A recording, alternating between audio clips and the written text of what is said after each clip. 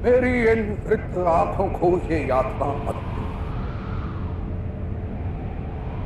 मुझे इच्छा मृत्यु का वरदान प्राप्त है। मुझे मृत्यु की इच्छा का कारण मत दो पुत्र। ऐसा मत कहिए पितामह। यदि मेरे कारण आपकी मृत्यु हुई तो मुझे इस पृथ्वी पर ही नरक का आभास होगा, जिसके सामने सदैव मस्तक आदर से झुका रहता है। उसके सामने भुजाएं कैसे उठ सकती हैं? तो आज ही युद्ध रोक दो पुत्र। अपने पिता का मान रख।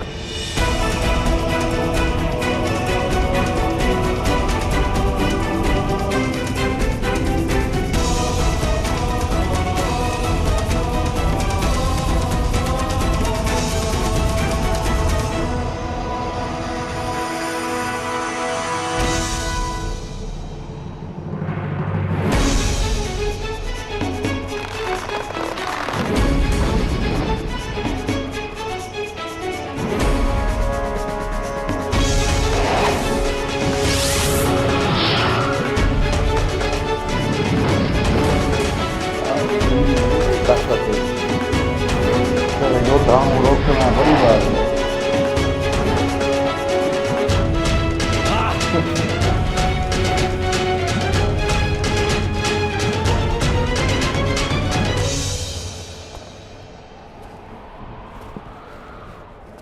आज मैं आपका आदेश मस्तक पर धारण करता हूं पितामह, परंतु आपको वचन देना होगा, यदि भविष्य में कोई युद्ध का अवसर प्रस्तुत होता है तो आप मुझे रोकेंगे नहीं।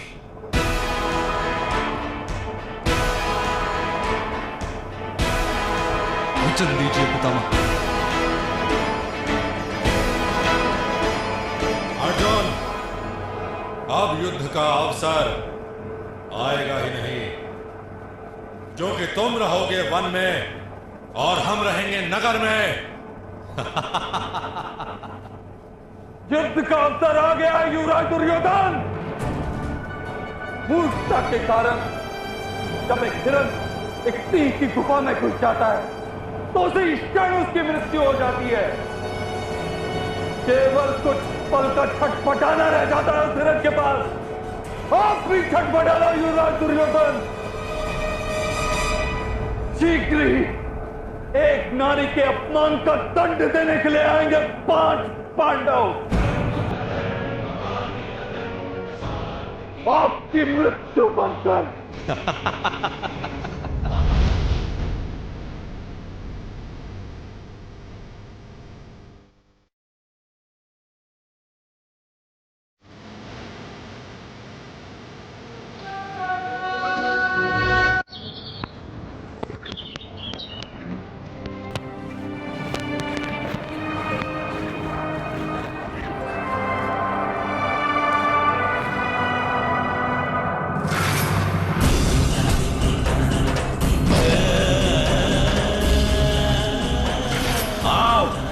दासी द्रौपदी, मेरी जंघा पर बैठो। आओ।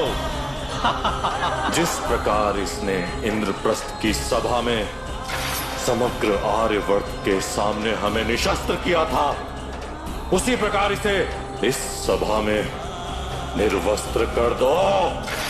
सर पर चूड़ामणि पहन लेने मात्र से कोई स्त्री पवित्र भी नहीं हो जाती। तुम ऐसी स्त्री को कुलवधू कह रहे हो जो 5-5 पुरुषों के साथ संबंध रखती है? वैश्या होती ऐसी स्त्रियां, वैश्या होती ऐसी स्त्रियां, वैश्या होती ऐसी स्त्रियां, वैश्या होती ऐसी स्त्रियां, वैश्या होती ऐसी स्त्रियां।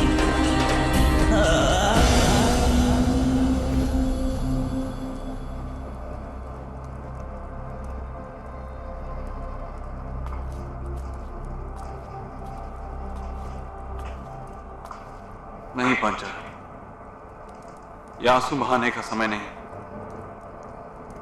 रक्त बहेगा। जिसने तुम्हारा अपमान किया है उनके हृदय से रक्त बहेगा।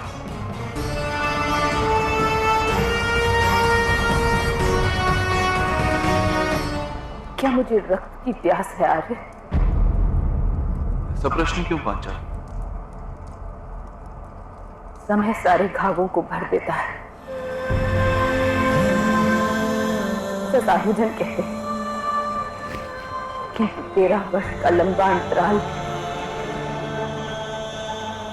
इस सम्मान पर लगे घावों को भर नहीं पाया। युद्ध सभा का वह दृश्य आज भी मेरी अंतरात्मा को जलाता है कि मैं दिन रात केवल युद्ध की कामना करती हूँ।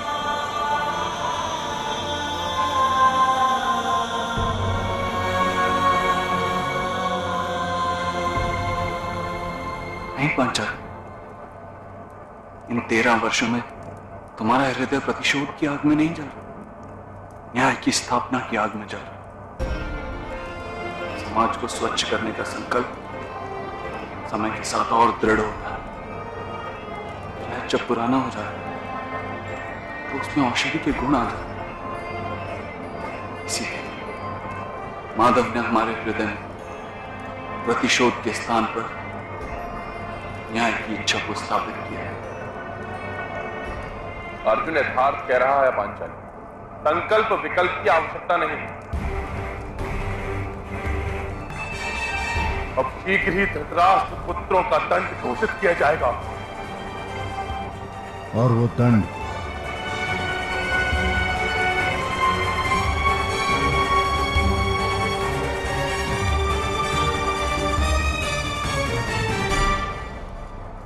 आर्यवर्त की सम्राज्ञी घोषित करेगी।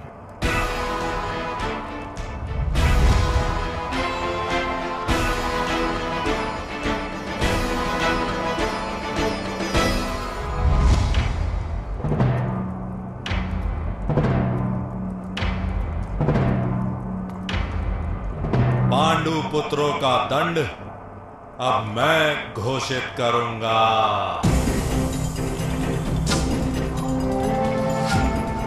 पांडव अभी भी 12 वर्षों के लिए वनवासी हैं महाराज, पागल है क्या? क्योंकि पूरा हो गया है। अज्ञातवास पूर्ण होने से पूर्व मैंने अर्जुन की वास्तविकता जान ली थी। जब आपने अर्जुन को देखा, सूर्यास्त हो चुका था युवराज। उनका अज्ञातवास सफल हो गया है। ये बात तुम्हें स्वीकारनी ही होगी पुत्र दुर्योधन, यही धर्म है। जब अर्जुन धनुष लेकर रणभूमि में आया था तब रात्रि का आरंभ नहीं हुआ था पितामह। अपने ही बहाने बना रहा है। अज्ञातवास का अंतिम दिन था, पर वो दिन पूर्ण नहीं हुआ था। अर्थात पांडु पुत्रों को 12 वर्षों का वनवास और 1 वर्ष का अज्ञातवास स्वीकार करना ही होगा। ये धर्म है पितामह। दुर्योधन ने धर्म से सारे संबंध तोड़ दिए। जैस अवश्य वो आज भी कोई ना कोई नया प्रपंच रच रहा होगा। भ्राता भीम यथार्थ कह रहे हैं। भ्राता दुर्योधन को प्रपंच करने का अवसर प्राप्त हो, उससे पूर्व ही हमें उन्हें दंड देना होगा।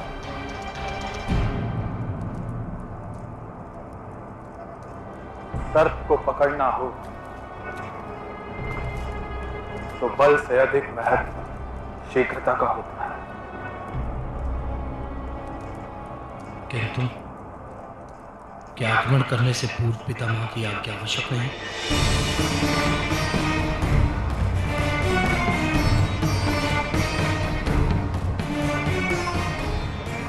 हमारे आक्रमण का उत्तर देने के बदले यदि पितामह रणभूमि में आए तो हम क्या करेंगे?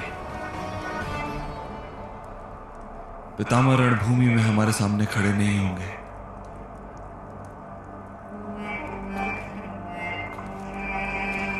वो जानते हैं धर्म किशोर है। किंतु पितामह का धर्म तो हस्तिनापुर का सिंहासन है।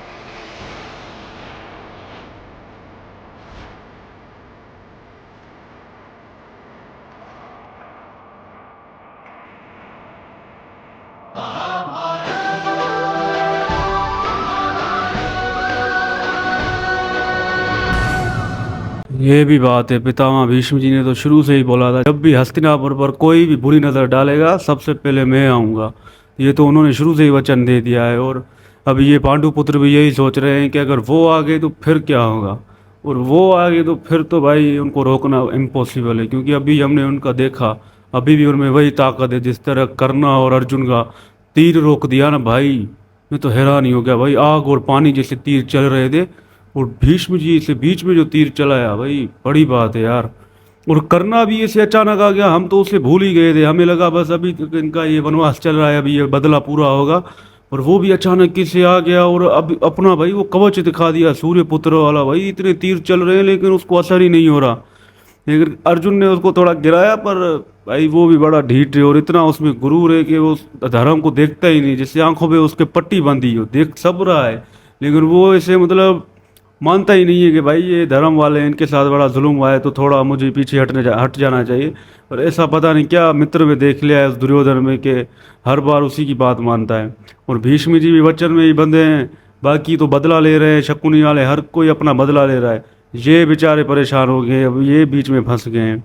बाकी बड़ा मज़ा आ रहा है यार। अभी जो एपिसोड देखा ना, खतरनाक एपिसोड था। क्या इन लोगों का भाई जज्बा है। आज अगर भीष्म जी छोड़ देते ना अर्जुन का, भाई मुझे भी लगा बड़ा पावर में आ गया भाई अर्जुन। वो भीष्म जी को भी पता था आज ये दुर्योधन वाला मैं तुम्हें बचा रहा हूँ अर्जुन से भाई। तो भीष्म जी को सब पता था अर्जुन के आज पावर बढ़ा है, तो भाई छोड़ देता सबको यहाँ पर ही भाई निस्तो नाबूद कर देता, कमियों को खत्म कर देता, बड़ा अच्छा होता। पर भीष्म जी भी ना क्या करें, एक तो खुद नहीं लड़ते, ऊपर से अर्जुन वालों को भी रोक देते हैं। टोली है ना भाई, उसको तो पता ही नहीं धर्म क्या है, वो तो बस जैसा आया मतलब खुद का ही है ना, ज्ञान बांट रहे।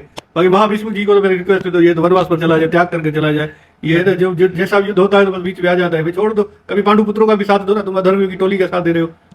सारा है ना वो मछुआरन का किया धराया हुआ है, मुझे गुस्सा उस पर ही है ना, उसका ही है। अंधे को बाचा बनाकर चली गई धृतराज को। बाकी यार अर्जुन वाला जो वनवास है ना वो पूरा हो गया, हमें बड़ी खुशी हो गई, मजा आ गया देखकर। आज युद्ध हो जाता ना, खत्म हो जाते तो और 4 साल लग जाते। अर्जुन तो भाई आ गया था जल में, पर यार ये करना सूत पुत्र ये भी हैरान बड़ा। ये सूत पुत्र है, इसको तो ला जाए ये तो बड़ा, पर इसको ताकत मिली है ना, ये बड़ा हैरान है। इसको भी कुंती जी सच बता देना, शायद इसको भी अकल आ जाए। और कुंती जी पता नहीं कहाँ चली गई है और ये इधर आकर अधर्मियों का साथ दे रहा है, पता नहीं क्या यार इनका चलता रहता है। तो यार ये एपिसोड खत्म हो गया। हम तो चाह रहे थे कि ये पांडुपुत्र अपना बदला ले लेते हैं, इनका वनवास बड़ा 13 वर्ष उन्होंने वैसे ही इंतजार किया, फिर 1 वर्ष पूरा छुपे रहे एक दूसरे राज्य में। जब मौका आया तो भीष्म जी ने आकर सब कुछ खत्म बोला कि भाई मैं नहीं देख सकता कि भाई आपस में लड़े। ये भीष्म जी भी एक बात सही भी है, क्योंकि उन्होंने भी वचन दिया था, औलाद उनको नहीं थी, उन्होंने शादी नहीं की इन्हीं के लिए कि इनका ये सब कुछ चले राज्य और मैं देखना चाहता हूँ। अब जब उनकी आंखों के सामने ये लड़ेंगे तो वो तो आएंगे ना बीच में रोकने के लिए। तो भीष्म जी भी ठीक है भाई, बीच का जो कांटा है वो शकुनी है, उसको हटा देना। पता नहीं उसको भी कब हटाएंगे यार, हमें तो उसकी शक्ल ही नफरत हो गई। हरामी जब भी देखते हैं तो बस लड़वाने की बात करता है। दुशासन जो है वो तो कमी ना बस हर बार भी गाली देता है, इतना हरामी, उसको तो कोई रोकता भी नहीं है।